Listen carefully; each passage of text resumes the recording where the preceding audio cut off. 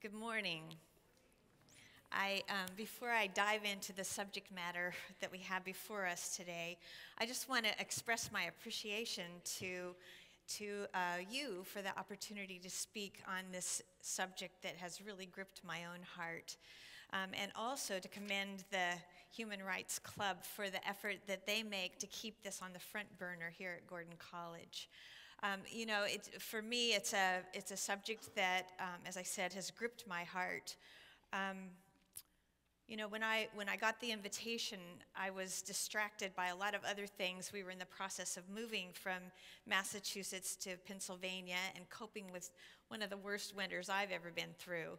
And so the subject kind of got pushed to the side, and this preparation for today has brought me back into it, has broken my heart all over again. And I'm just really honored to be able to talk about it this morning.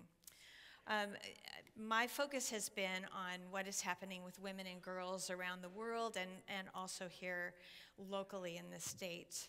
And I have been gripped by their stories.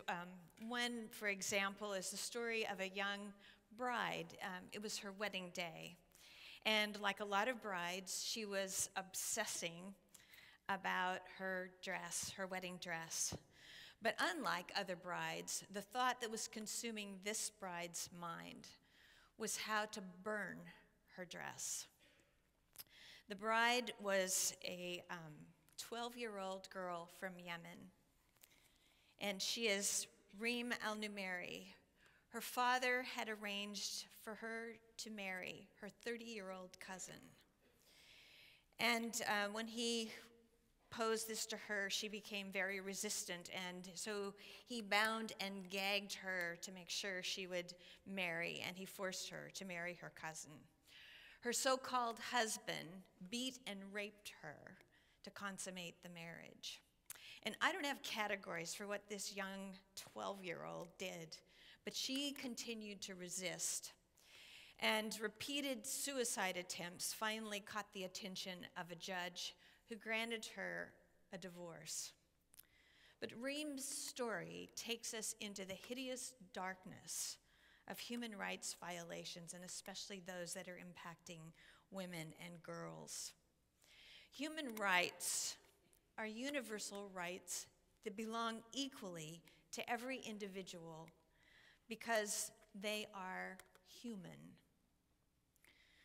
Things like the right to life, to education, to a fair trial, to protection against torture, freedom of expression, of religion. The list goes on and on. In 1948, after the atrocities of World War II, the United Nations adopted the Universal Declaration of Human Rights, a document that is generally regarded as the foundation of international human rights law. But, for most of us, the human rights that interest us the most are the ones that impact our lives. I mean, we can't imagine being forced to marry someone we don't want to marry. We would be outraged if, when someone was hurting us, we dialed 911 and the police came only to inflict greater injury, which happens all over the world today. We want education, and we want the right to take it as far as we want to go. We want employment under safe conditions with reasonable hours and equal pay for equal work. We want freedom of speech, of religion, the whole list. We want them. And when the founding fathers of this nation were declaring their independence from Britain and asserting their human rights, they weren't thinking of the slaves they all owned. They weren't thinking of the First Nation Americans whose land they occupied. They weren't even thinking of their wives, their daughters, their sisters. I grew up in the church. My father's a pastor. Human rights issues came up in the news and in school, especially as the women's movement gained traction. But I didn't hear it discussed among Christians. Missionaries didn't tell us what they were seeing. One told me later that she wished that she had paid attention to what African women were enduring. I was hearing about human rights issues and was disturbed by what I was hearing and knew they were serious, but they seemed remote to me. And then, I had my own awakening. I'm ashamed to admit that I was oblivious for years at how human rights violations pervade every culture, every human society, that they are rampant in every society, including our own. That as a Christian, I have responsibility to engage these issues and to act. In 2009, which wasn't that long ago, my eyes were open to what was going on. And human rights violations against women and girls converged with the work that I was doing to research the Bible's global message for women and girls in the 21st century. I'm going to talk more about that this evening, but the book that woke me up was a book written by Nicholas Kristof and Cheryl Wooden called Half the Sky. It's named after the Chinese proverb, women hold up half the sky. And everywhere I go and speak, I always ask how many have read that book, and I'm always shocked at how few Christians have read that book. It's an expose of human rights violations against women and girls throughout the world. It was an education for me on subjects I'd already heard something about, but sex trafficking, child marriages, honor killings, gendercide, and all sorts of other atrocities. It's a tough read for anybody. It's not your bedside before you go to sleep reading, and it's something you need to buckle up for, but it's an important read for Christians. I learned that 27 million people are enslaved globally. That 70% of them are female and 50% are children. That it's more lucrative and a lower risk to traffic a young girl than to sell guns or drugs. And if you sell a gun, you sell it once. But if you sell a girl, you can sell her again and again and again in a single day. Here's a sampling of some of the things that are going on in today's world. Every 3 seconds, another girl becomes a child bride. 1/3 of the world's girls are married before the age of 18, and 1 of 9 in them is younger than 15, and some of them are younger than Reem was, in the 8-9-year-old range. And these girls are taken from their families, and sometimes they are taken far distances to be with their husbands and their in-laws, and they can become very abusive situations. Pregnancy is the leading cause of death worldwide for girls ages 15 to 19. After 9/11, we heard that in Afghanistan, young girls are banned from education at the age of 8. And even if you live under a rock, you surely have heard the story of Malala in Pakistan, who was gunned down by the Taliban for daring to advocate for girls to have education. In China, the problem of gendercide exists. The one-child policy is deadly for girls in a culture that prizes boys and doesn't want girls. An estimated 37 million girls have lost their lives from abortion, abandonment, and outright killings because families don't want to waste their one chance on a girl.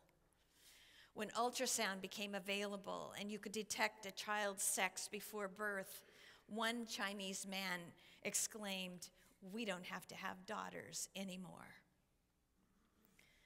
The Democratic Republic of China has been described as the most dangerous place on earth to be a woman. The United Nations has dubbed it the rape capital of the world. Women are systematically degraded and violated even in times of relative peace And what is going on there is absolutely horrific. And it's easy for us to think of human rights violations as things that happen elsewhere and don't happen here. But human rights violations are happening right here under our noses, right here in this community. Human rights violations took on human faces for me when I was in an airport in Colorado and my flight was delayed. And I was sitting across the table from two American girls who had been at the conference where I had just spoken. And in our conversation, I discovered that both of these girls had been trafficked for sex. One was lured in when she was befriended by a pimp who posed as a boyfriend. And the other girl, was trafficked when she responded to a modeling ad. The Department of Justice tells us that sex trafficking is the fastest growing crime in the United States. And we are also the biggest market for it. Our use of pornography and prostitution and our purchasing of cheap goods is an exploitation of people who are entitled to the same human rights that we want for ourselves. One of the most disturbing things that has been happening in recent years that ought to trouble us to the core of our beings is the fact that major Christian evangelical organizations and leaders are under investigation for the sexual abuse of little children and for cover-up. And to bring this even closer to home, the first time I ever heard the expression date rape was in the story of a Gordon College student who was raped by a fellow student, and her life was completely torn apart by that trauma. Well, when I read Half the Sky, I have to say my eyes were opened, and the sentence in the book that did it for me, that made me realize I have responsibility for what is happening, is when they wrote that Americans of faith should try as hard to save the lives of African women as the lives of unborn fetuses. But I know that after I read that, I started to read the Bible differently, and I realized I should have known better. I should have been aware of these things all along, because justice issues and human rights issues are on the pages of our Bible, not the rights of the rich and the privileged and the powerful, but those of the poor, the oppressed, the widows, the orphans, the immigrants. Human trafficking, misogyny, and sexual abuse happen on the pages of the Bible. And it's easy to read and bypass all of that. But we have the story of Hagar, the Egyptian slave girl, an Arab girl, whose reproductive rights were commandeered by Sarah and Abraham because they were desperate for a son. Or Joseph, who was trafficked as a slave by his own brothers. And we have Esther. We are told that Esther was the winner of a beauty contest in Sunday school. That's what we hear. But actually, she was a virgin girl who was trafficked for the pleasure and exploitation of the king. We also read in the Bible that because of Jesus Christ, there is radical grace for perpetrators. We read about Judah, about King David, and about the Apostle Paul. Judah was the older brother of Joseph, who was the ringleader in trafficking his younger brother. And he was also a John who solicited the services of a prostitute. And David's abuse of power led to adultery, and many believe to rape, that was followed by cover-up and cold-blooded murder. And the Apostle Paul, before he was a believer, was a religious terrorist who rounded up believers and was participating and supporting their executions. People died because of the abuses that he perpetrated. The prophets' voices express the outrage of God.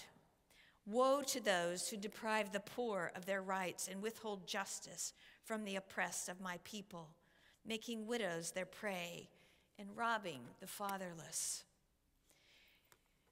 The United Nations has produced an amazing document about human rights, but the fact is, human rights are on page 1 of our Bibles.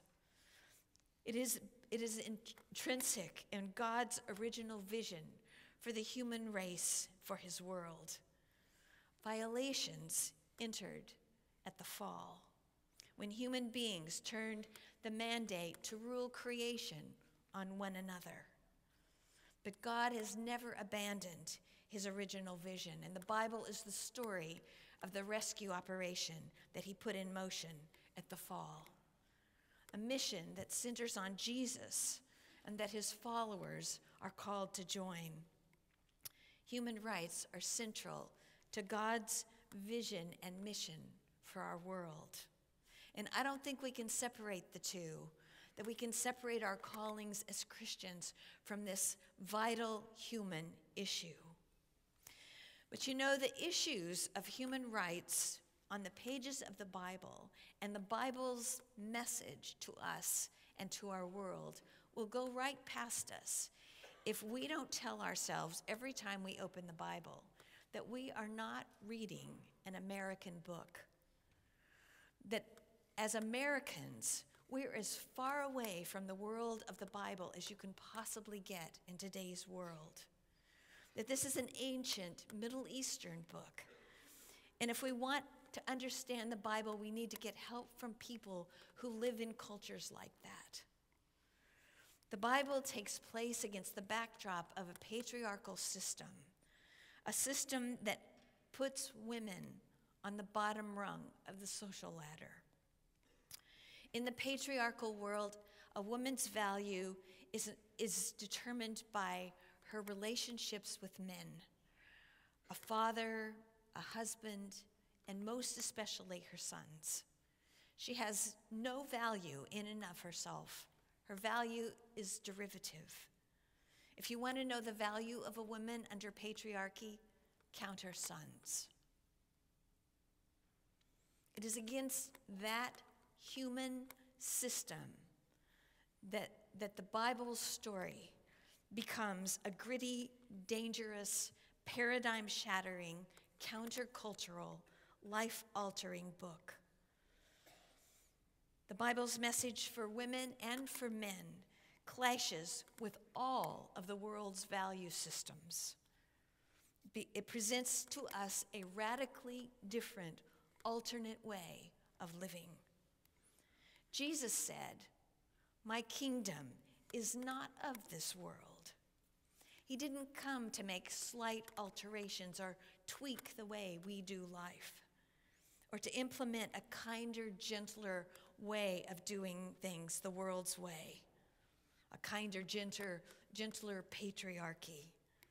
Jesus undermines all of the world's systems. He overthrows the world's ways. He introduces a kingdom that is true to him, true to his gospel, and utterly foreign to what may seem right to us. The good thing is that when we read our Bibles, we get glimpses of how this is supposed to work. Traditional interpretations can throw us off, but one of my favorite examples is in the story of the book of Ruth. It's a story that as Americans we have sanitized and romanticized. We've turned the meeting of Ruth and Boaz into a Cinderella story, the meeting of Cinderella and Prince Charming, where he gets the girl and she gets the baby and they all live happily ever after. But the meeting of Ruth and Boaz brings together combinations that in today's world result in some of the most horrific human rights abuses. Boaz steps onto the pages of Scripture as a big man, a man with power, a man who holds all the cards. And Ruth is a 0. She's barren, she has no sons, and she's a widow. Do the math. She's a 0. And so here we have, and think of the abuses that happen in our world, male and female, powerful and powerless, valued and discarded, native-born and immigrant, rich and poor, Jew and Arab, nitro and glycerin. But God is their compass, and he is at work in their stories, and that changes everything. Instead of the explosion we have every right to expect, the kingdom of Jesus touches down in the village of Bethlehem. Armed with only disadvantages, but a bold and unbending determination to fight for her mother-in-law, Ruth challenges the status quo in the fields of Boaz. Can you believe I have a picture of her? They meet in the context of Israel's welfare system. The Mosaic law said that a landowner, after he harvested his field, was not to go back for the scraps that were missed, and that he was to allow the widow, the orphan, the alien, the poor to come into his field and pick up those scraps. Boaz is in perfect compliance with the Mosaic law. Gleaners are allowed in his field, and Ruth is one of them. But Ruth lives on the hungry side of the law.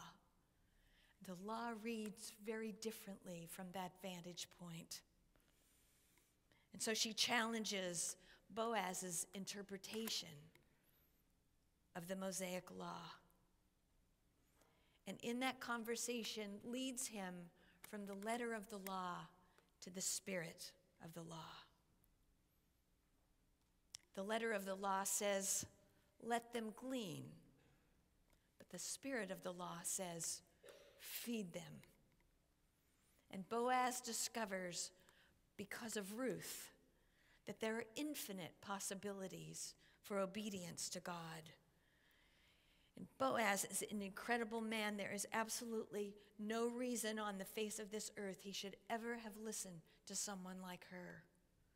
But Boaz is a man of God, and he bends down and he listens and he learns from her that there's more that can be done than what he's doing.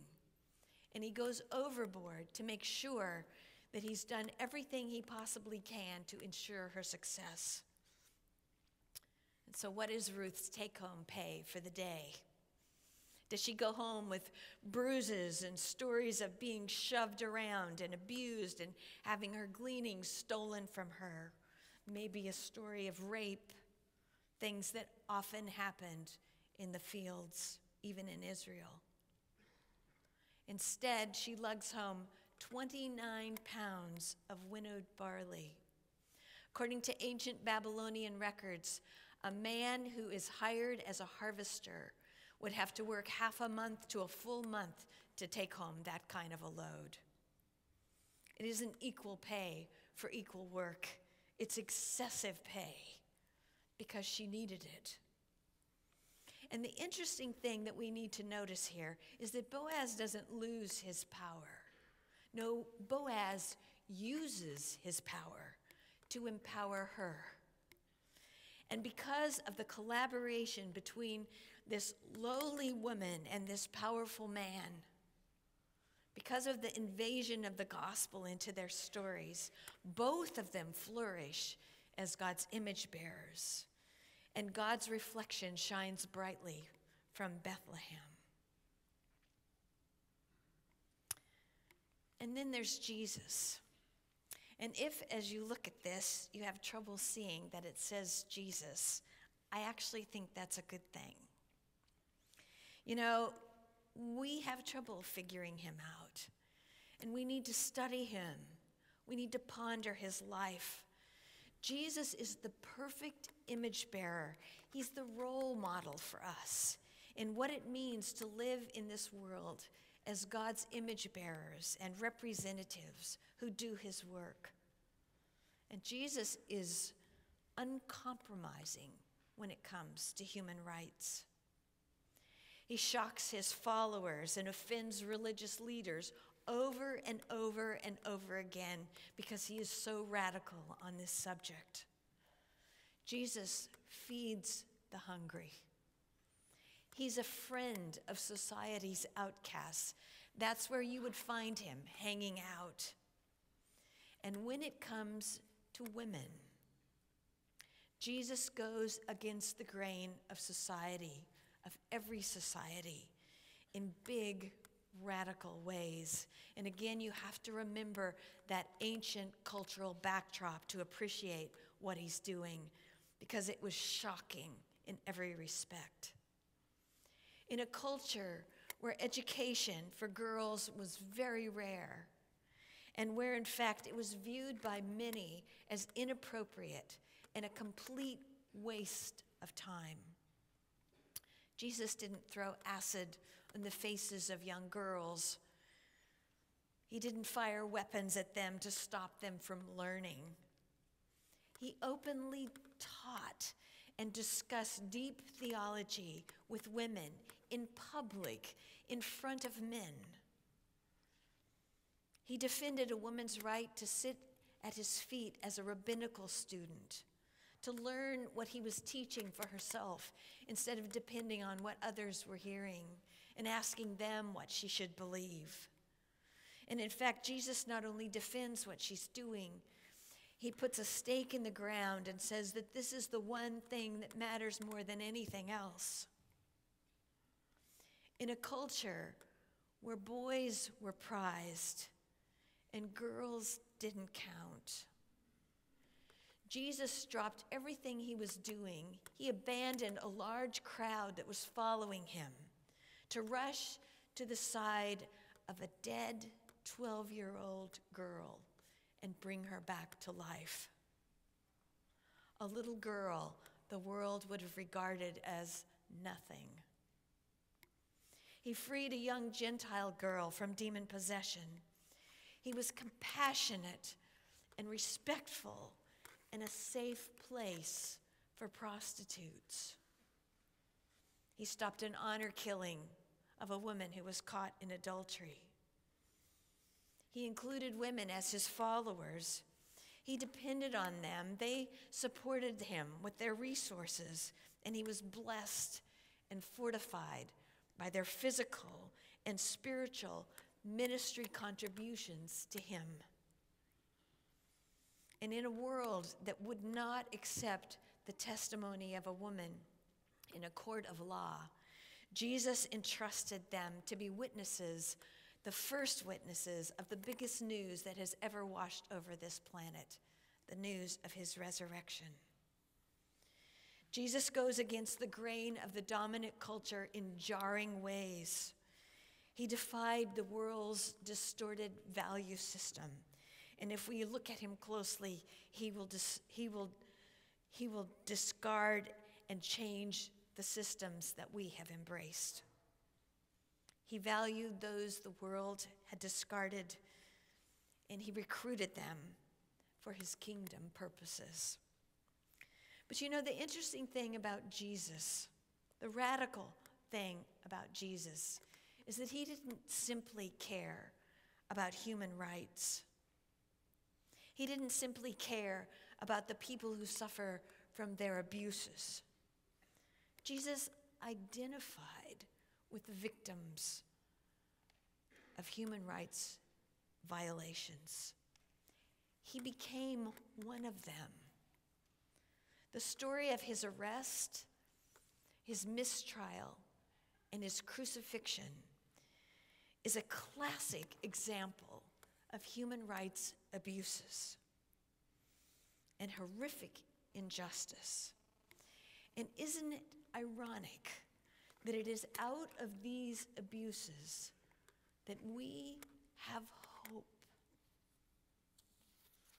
If you're like me, learning about human rights violations comes at a cost. These are evils I'd rather not know about. They're disturbing. They tear me up. They give images to me that I can't erase out of my mind, and I would give anything to do that. They make it hard to sleep and easy to despair. The problems are so massive. The statistics are mind-numbing. It's hard even to absorb them. And we are so few in such a crisis. Which is why I need to remind myself, and you too, that we are people of hope. Not because we have the power or the numbers to turn things around, but because our sovereign God is at work in this world to turn things around, and that his preferred method of getting things done is to work through us. That we are honored to participate in what he is doing, and that he will not rest until he restores the world he loves and created to the good, the shalom, and the glory that he envisioned for us in the beginning. Justice is the call of all who follow Jesus, no matter who we are or where we live. It is fundamental to the heartbeat of God's passion for the world. Christians belong on the forefront of this humanitarian crisis, and may God help us to respond to his call.